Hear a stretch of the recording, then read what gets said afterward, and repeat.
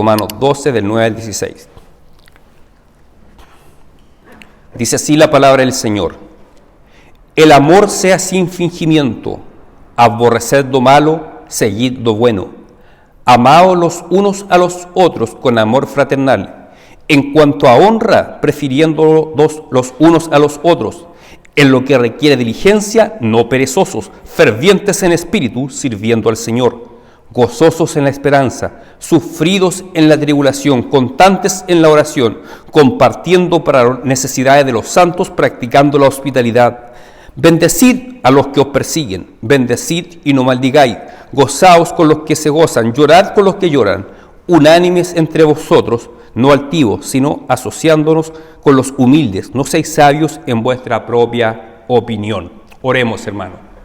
Señor, te damos gracias por poder estar acá, en esta casa de oración, por poder escuchar tu palabra. Te damos gracias por tener el enorme privilegio de ser hijos tuyos, Señor.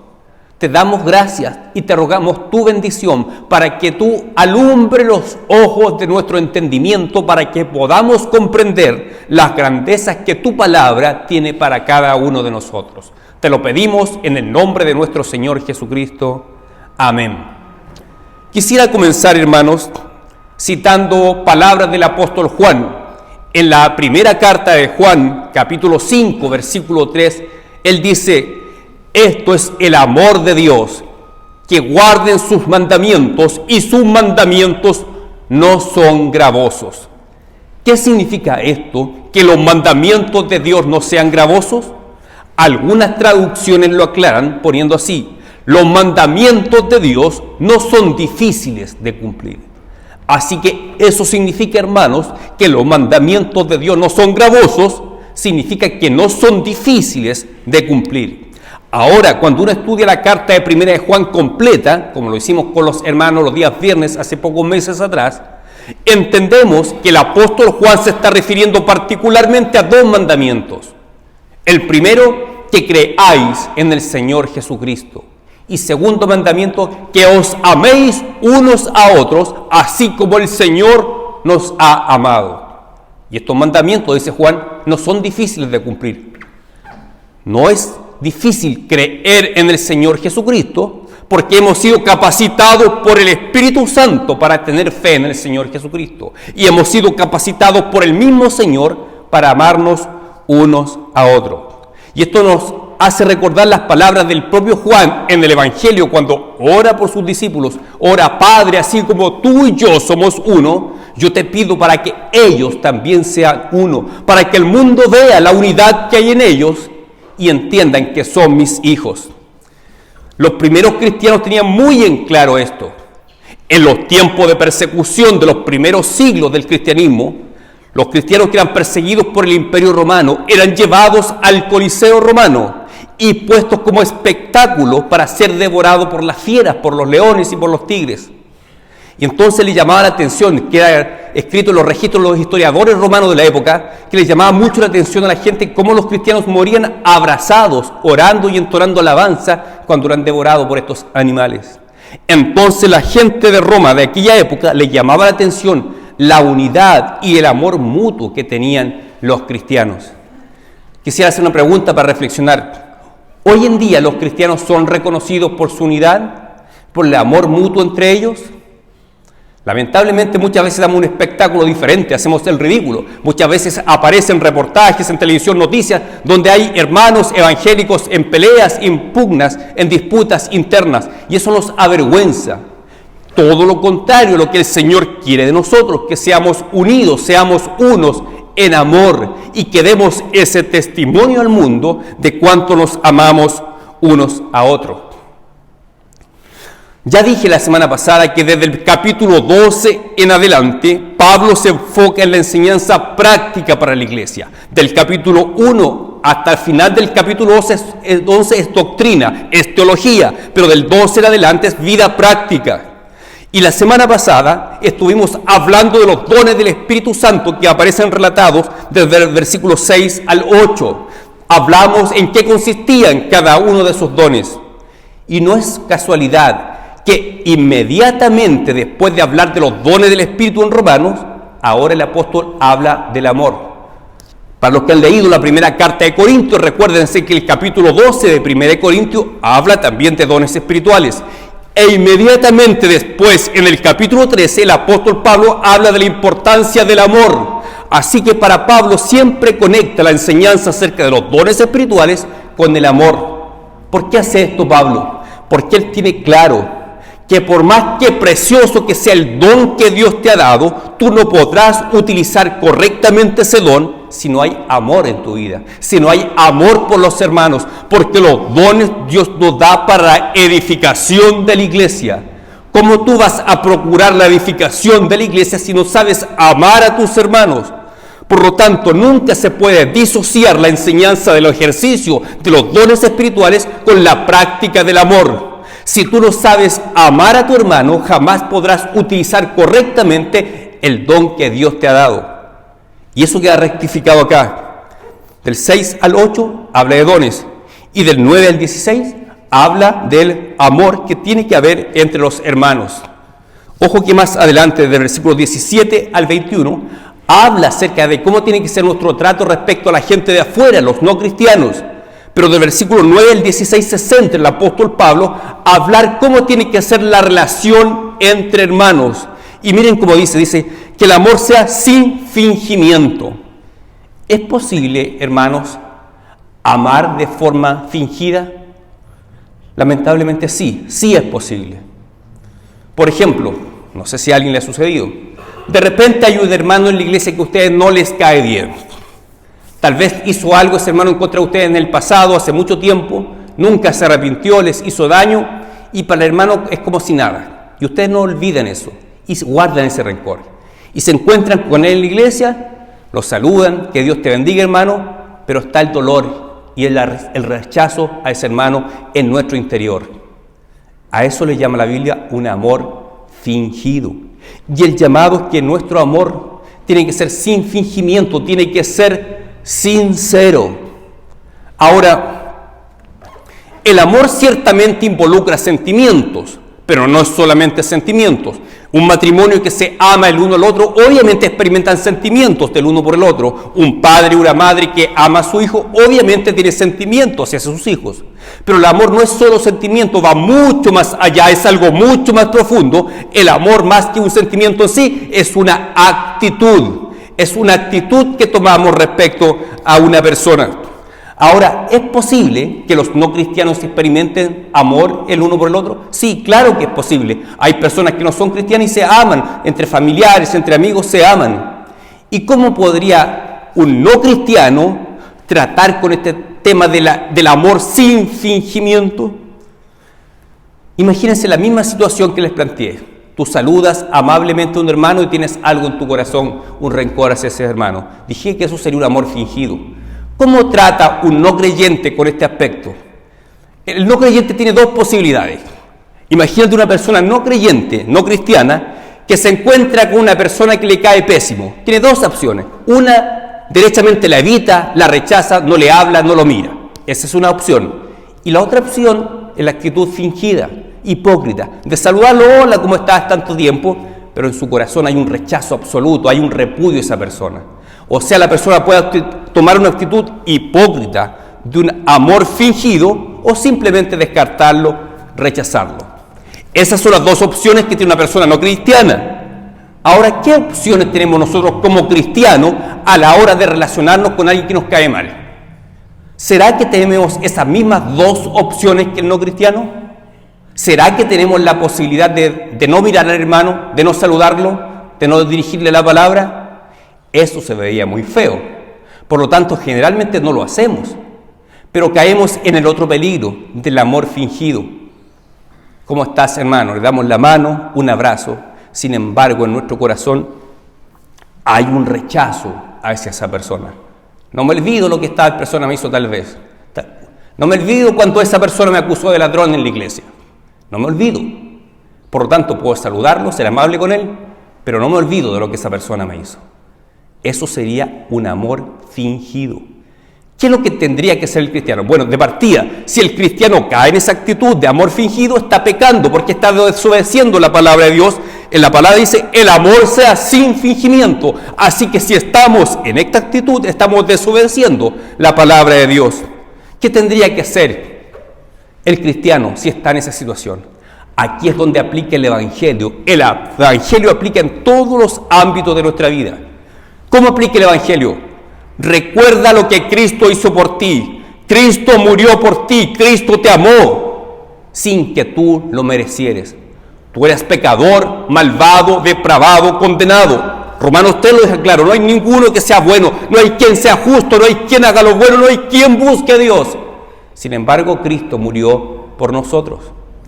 Cuando tú te encuentras con ese hermano que no pasas, que te cae mal, recuerda, Cristo me amó a mí cuando yo era peor que ese hermano. Si tú te comparas con los estándares de la palabra de Dios, con los mandamientos de Dios y examinas tu vida, te das cuenta que realmente tú eres peor que ese hermano. Porque tú esperas una reciprocidad de ese hermano, pero Dios te mandaba todo de nosotros y nosotros no obedecemos la palabra de Dios. Por lo tanto, somos pecadores, eso lo tenemos claro, somos todos pecadores.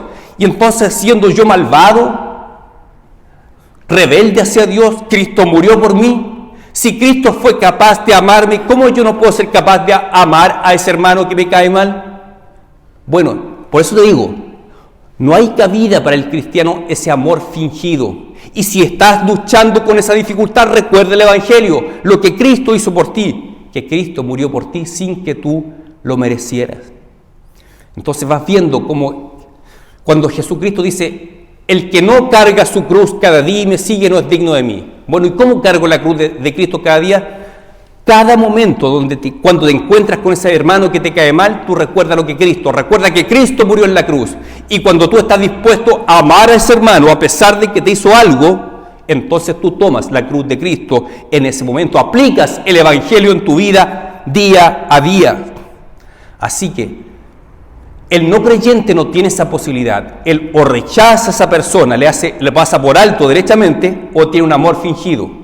Para el cristiano no existen esas opciones. El cristiano tiene que aprender a amar porque Cristo a ti te amó. Recuerda que cité primero 1 Juan cuando dice que crean en Jesucristo y que os améis unos a otros como yo os he amado. ¿Cómo nos amó Cristo? Nos amó sacrificialmente, dio su vida, aun cuando nosotros no lo merecíamos. Y entonces, ¿por qué tú no eres capaz de amar a ese hermano? Que tal vez tampoco se lo merezca, que lo ames.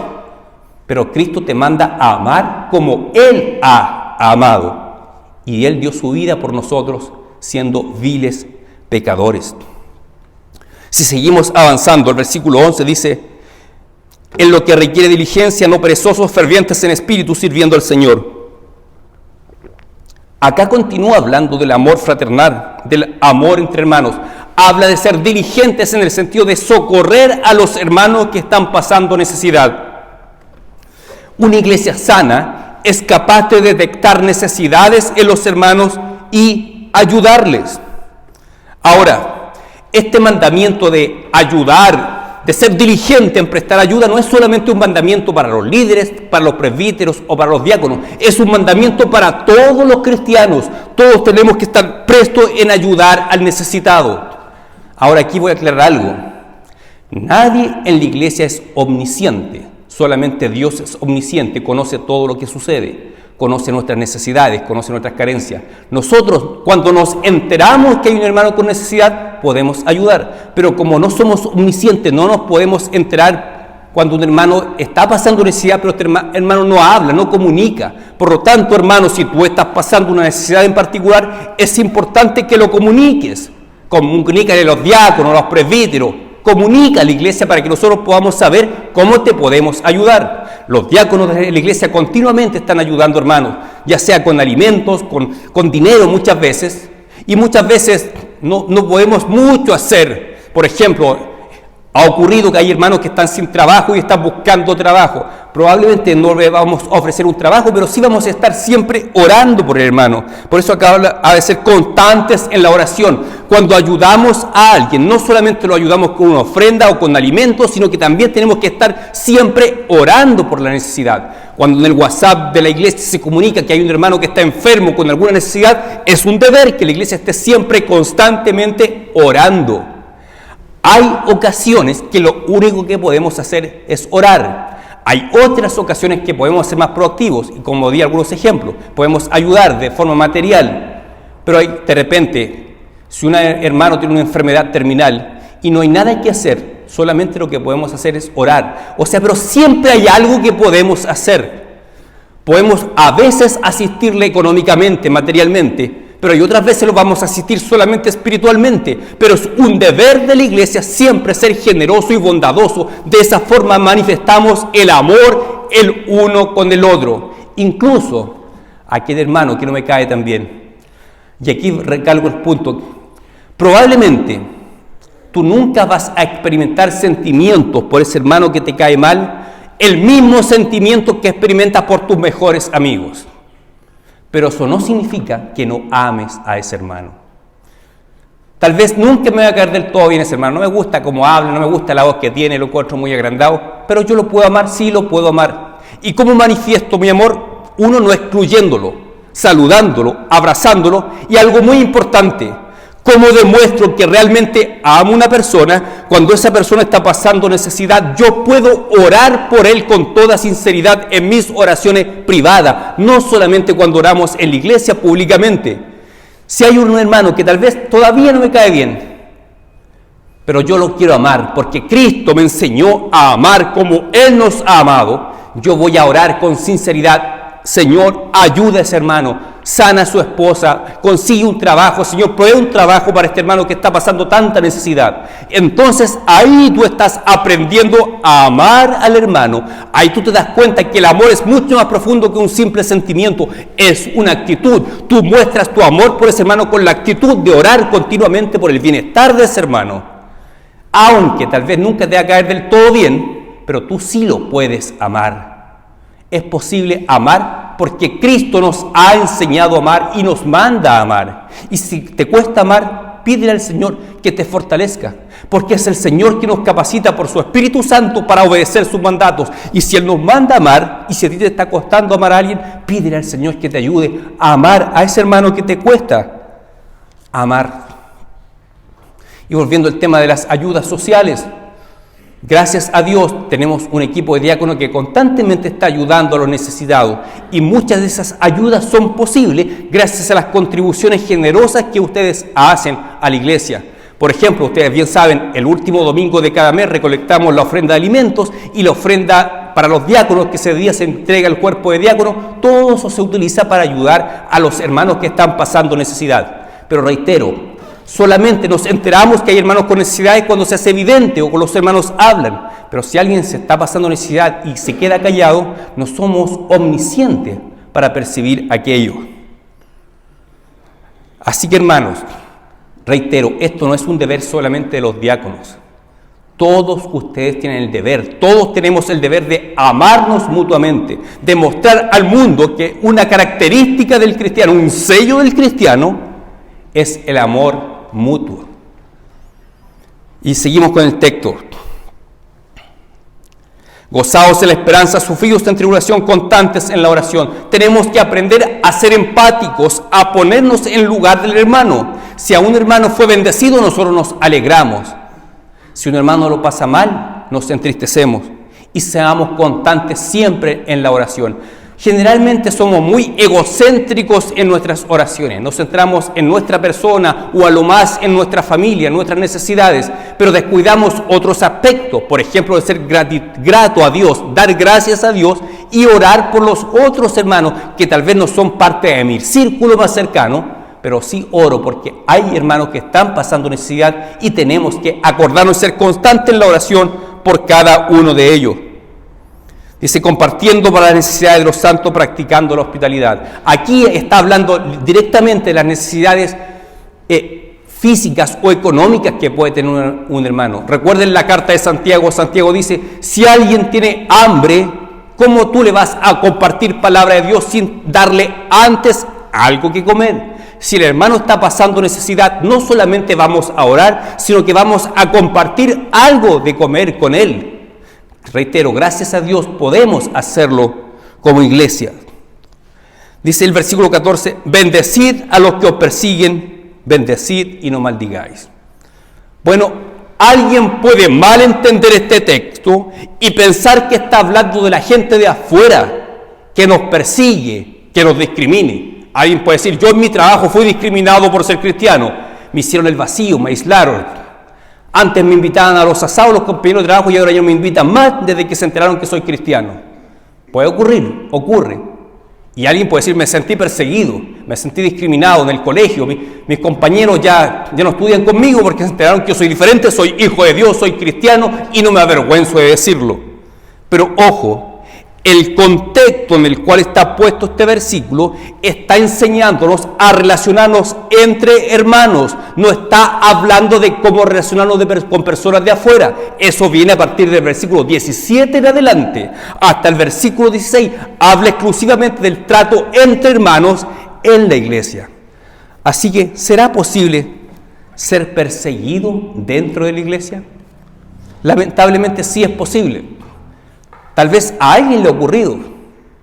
Tal vez a alguien se ha sido perseguido dentro de la iglesia. ¿Cómo puede ocurrir? Yo he sabido, no en esta iglesia, pero en otras iglesias, me he enterado que un hermano se quejó que cada vez que él subía al púlpito o estaba por delante enseñando, haciendo un devocional, veía algunos hermanos que ponían una cara extraña, hacían como morisqueta delante de él, como un desagrado, como que no me está gustando lo que tú estás hablando o no me está gustando tu persona derechamente. Ese hermano se sentía pésimo cuando veía esas actitudes en algunos hermanos. Horrible.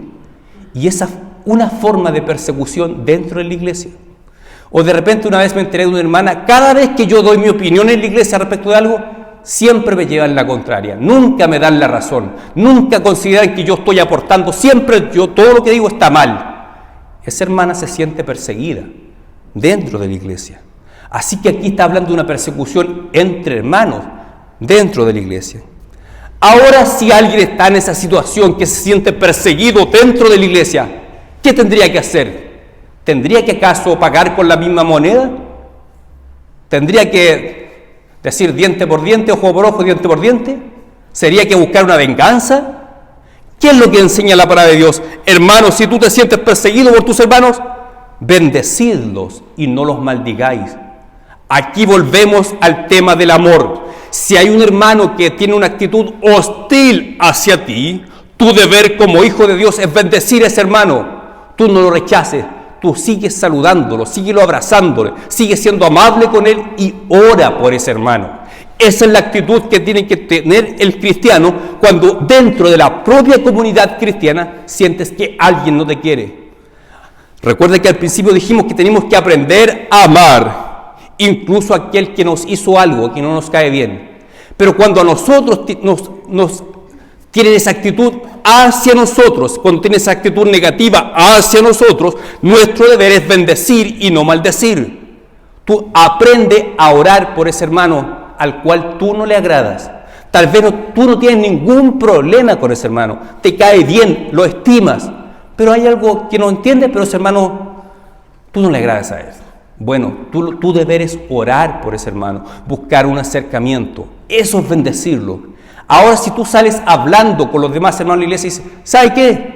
Cada vez que yo estoy por delante, este hermano o se ríe, o se para y se va. No entiendo lo que hace conmigo.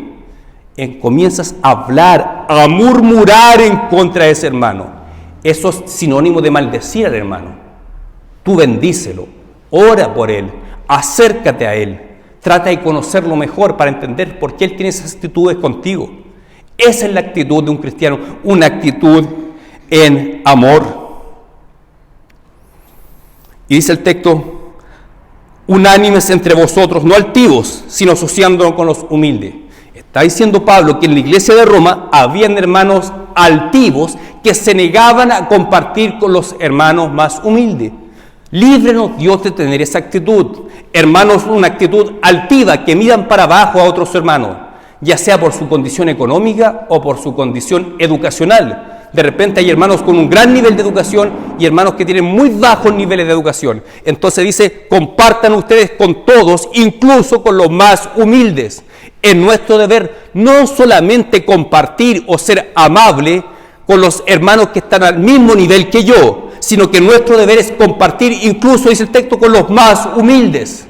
Con todos los hermanos tenemos que compartir y manifestar amor, no discriminar, no mirar en menos a nadie. Y dice, no seáis sabios en vuestra propia opinión. Muchas veces, en temas secundarios de la fe, hermanos pretenden imponer su punto de vista a otros. Eso es incorrecto. En los temas esenciales de la fe siempre tenemos que estar de acuerdo, respaldados por las Escrituras. Temas centrales, nuestra fe en Jesucristo, en la salvación por la gracia y no por obras, la Biblia como palabra de Dios son temas centrales. Pero de repente aparecen temas que no son esenciales. Por ejemplo, algún hermano puede ser de la opinión que para venir a la iglesia hay que venir muy formalmente vestido. Y tal vez hay otro hermano que tiene una opinión diferente que no requiere de formalidad, le gusta la simpleza. Bueno, en esos temas secundarios no podemos creernos que tenemos la verdad absoluta. Por eso no seáis sabios en vuestra propia opinión. Si yo tengo una opinión respecto de algo, no puedo considerar que mi opinión es la mejor, es la más sabia, sino que tengo que aprender a respetar la visión de los demás. Y reitero, estoy hablando de temas secundarios, di un ejemplo, por ejemplo, de la ropa, del vestuario. Pero temas centrales de nuestra fe, obviamente, en eso tenemos que estar unidos. De repente puede haber diferencias de opinión respecto a los estilos de música, de estilos de alabanza en la iglesia. Bueno, si tú piensas que tu opinión es la correcta, la acertada, entonces estás asumiendo que tú eres sabio en tu propia opinión. Y eso te impide amar al hermano que tiene una opinión diferente. Por lo tanto, hermanos, no seamos sabios en nuestra propia opinión. Aprendamos a respetar la opinión de los demás hermanos en temas secundarios de la fe.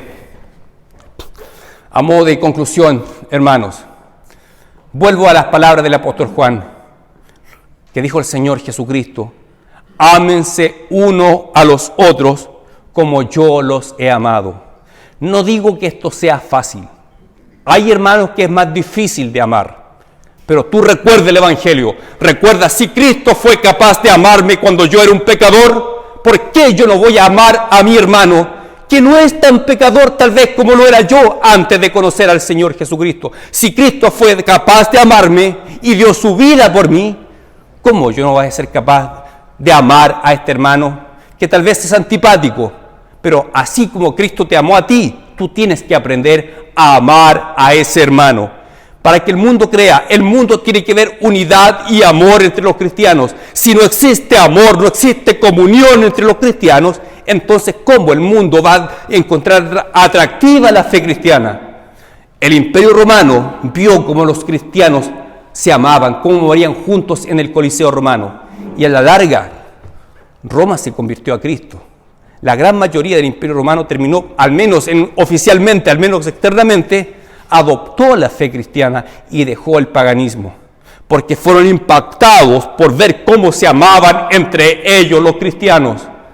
Pregúntate, ¿en la ciudad de San Fernando están impactados por ver el amor mutuo que hay entre nosotros? Los dejo eso para reflexionar. Si tenemos que mejorar en este aspecto, en el amor mutuo entre los hermanos, entonces trabajemos en eso. Pidamos la ayuda del Señor, que Él nos ayude, que nos enseñe a amar como Él nos ha amado. Que Dios te bendiga, hermano. Vamos a orar. Señor Dios Todopoderoso, gracias te damos por tu inmenso amor no merecido por nosotros. Gracias por todo lo que tú has hecho por nosotros sin merecerlo. Perdónanos por nuestra infidelidad hacia ti. Y te agradecemos por tu gracia y tu continuo perdón. Pero ayúdanos también a nosotros a ser personas que aprendan a amar, a incluso a aquel que tiene opiniones diferentes, a aquel que tal vez no nos agrada mucho. Ayúdanos, Padre, a amar también a esos hermanos. Te lo pedimos, Padre, en el nombre de nuestro Señor Jesucristo. Amén.